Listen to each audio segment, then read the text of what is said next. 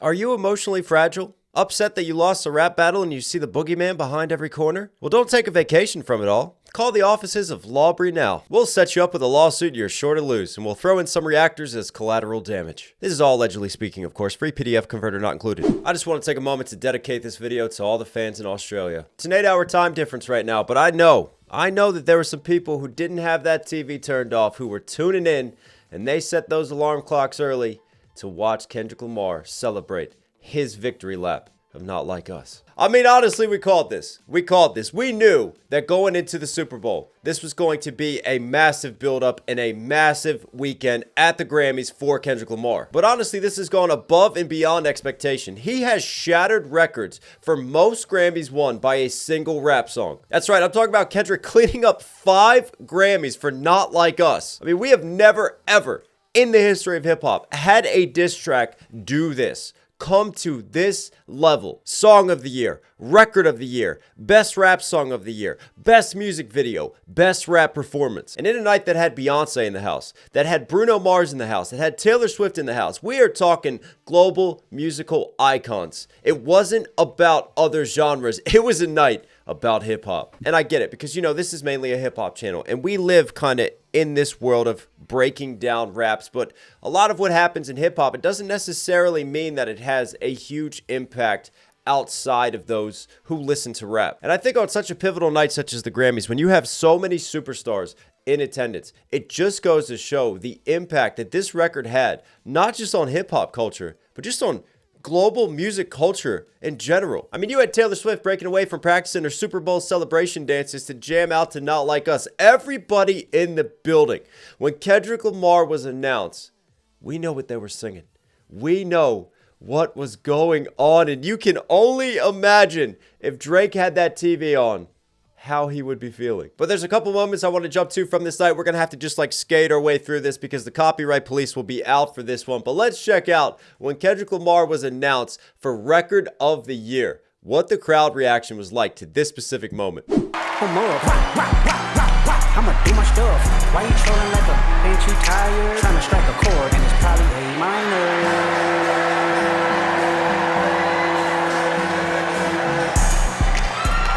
Can we do that one more time? Can we do that one more time? Like a ain't you tired? Trying to strike a chord and it's probably A minor.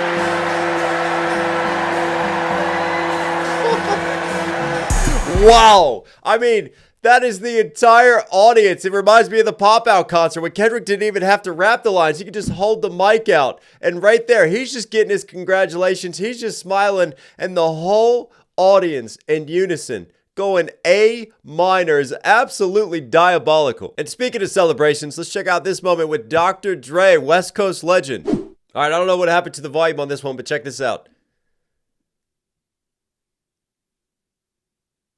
There's a celebration, and there's a high five. You know who that high five is with? Hi, Lucy.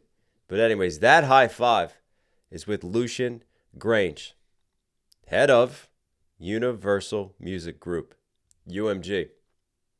We all know what's going on right now between UMG and Drake. Dr. Dre high-fiving Lucian.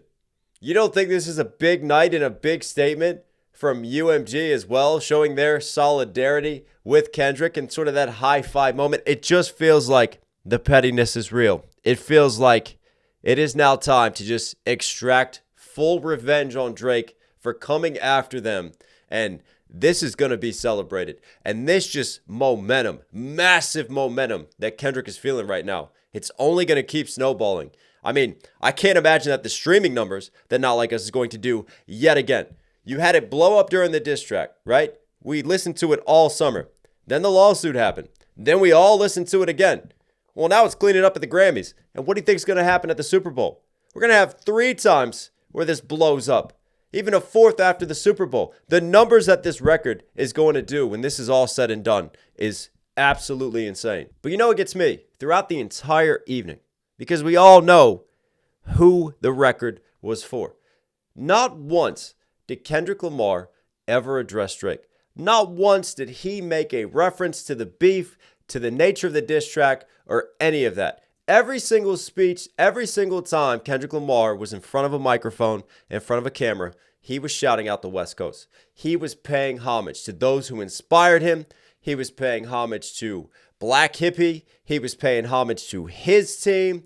He was shouting out DJ Mustard, all the people who deserve to be shouted out. But it just feels like throughout this beef, he's just always stayed centered, right? I've said, like, even in the music videos, he's been sort of like this just warrior monk of composure. It's almost like he could care less, right? He's just got that Gemini energy. Like, he's so secure in this battle. He's so secure in this situation. And now it's just like a massive victory lap and an even greater slap in the face to Drake that it's like, I don't even have to mention you. I don't have to reference you. Like, I can just take a picture, hold all of these Grammys that I can barely carry and just smile. And that's it.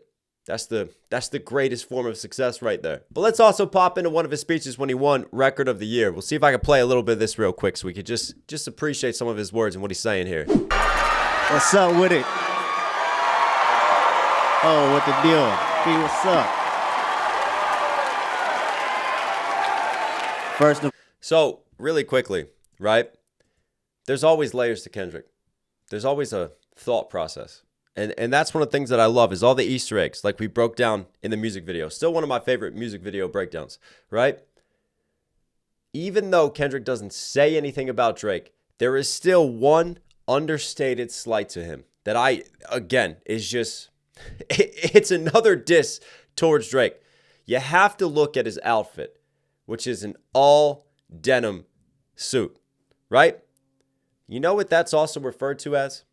That's also referred to as a Canadian suit. The slang term Canadian tuxedo refers to an outfit pairing jeans with a denim jacket. A Texas tuxedo can describe this pairing as well as a suit jacket worn with jeans, cowboy boots, and cowboy hat. But that's not what Kendrick Lamar is rocking here. He's making sure that he is showing us that it is a Canadian suit. But what I think is even more diabolical is obviously there's those Texas lines. We all know where Drake's second home is as well, right? He's got a crib just outside of Houston. So you've got the Texas connection too. I mean, there's always layers to this. There is always layers to this man. And just that little sort of, I know. And when Drake sees it, he's going to know too. But anyways, let's get back to the speech. Hey, what's up? First and foremost, all praise to the Most High. We woke up this morning. Rest in paradise, my auntie Sharon, she transitioned yesterday, so this is special right now, you know. She probably, Rest in watching paradise. it from up there, so make sure y'all got your smiles on, right? Make her feel good. Dre, what's up? Oh. See, I love how he approaches that, right? You've got grief.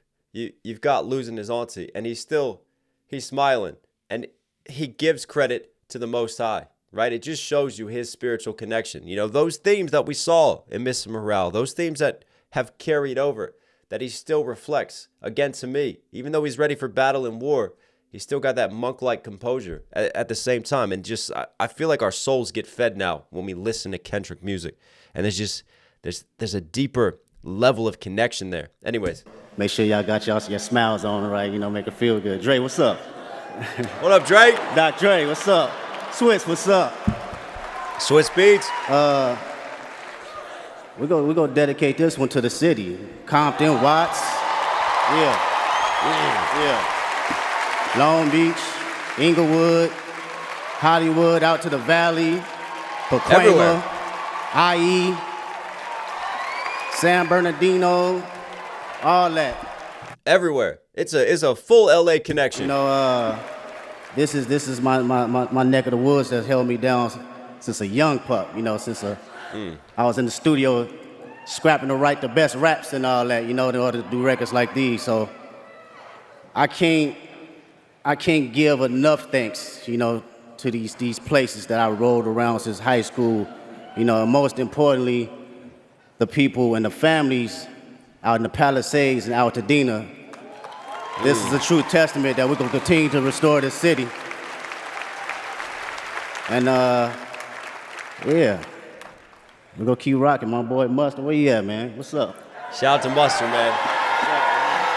Again, like even there, when this man is center stage, all the attention is on him. It reminds me of a lot of Eminem's Rock and Roll Hall of Fame speech, right? That was his moment and his celebration.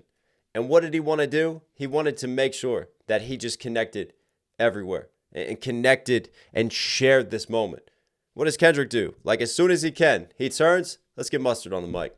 Let's let Mustard have this shine as well, because he was pivotal in this. And he's so influential to West Coast and to the culture and to this record and everything. And I love that. I love that moment. And then in his other acceptance speech, you know, he shouted out Daylight. Nas Daylight, man. He shouted out Problem. He shouted out G-Luck, Maestro. He shouted out so many West Coast legends. And then he took a moment to shout out Black Hippie as well, which I still think we might get some Black Hippie at the Super Bowl. I'm keeping my fingers crossed on that one. And a line that he had in an incredible night for me that just really resonates is, nothing more powerful than rap music.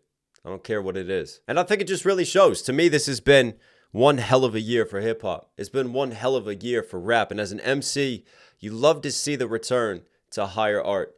You love to see the return to that just authentic spirit of really pushing forward your best art, your most honest expression, and, you know, really pushing yourself and evolving that music and that sound. And just, it's been incredible to watch as more audiences appreciate it, to watch as I've had new people come to this channel, appreciate my breakdowns, to want to just appreciate that higher level of art. Because I've always said, like, I'm only as good as what I'm breaking down, because, you know, there's only so much I can find and talk about. But if there's an artist that gives you levels, if there's an artist that very consciously puts a lot of time and a lot of detail into that art, well, that just gives me so many more opportunities and speaking points and things that I can appreciate. And hopefully I can help my audience to appreciate. And Kendrick Lamar is one of those artists for me. I always feel like I'm just like unlocking a code and just trying so many different things and sequences to see what different padlocks and what different codes that we can break as we work our way through his tracks, as we work our way through his incredible art. And it really was an amazing night for hip hop. I mean, Doechii as well. Shout out to Doechii, who got Best Rap Album of the Year. I mean, that's an incredible achievement. I look forward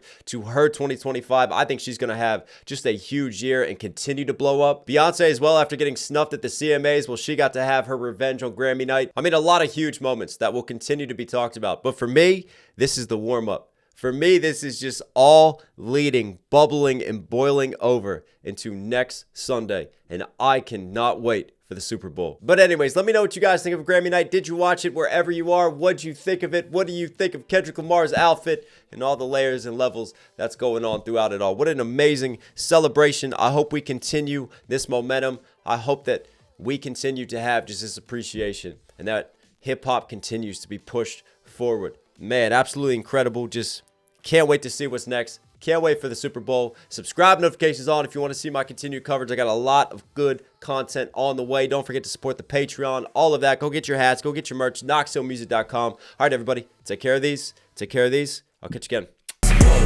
Sit down. Sit down. I'm like, wow. How we do it like that? Like, wow. How we do it like that?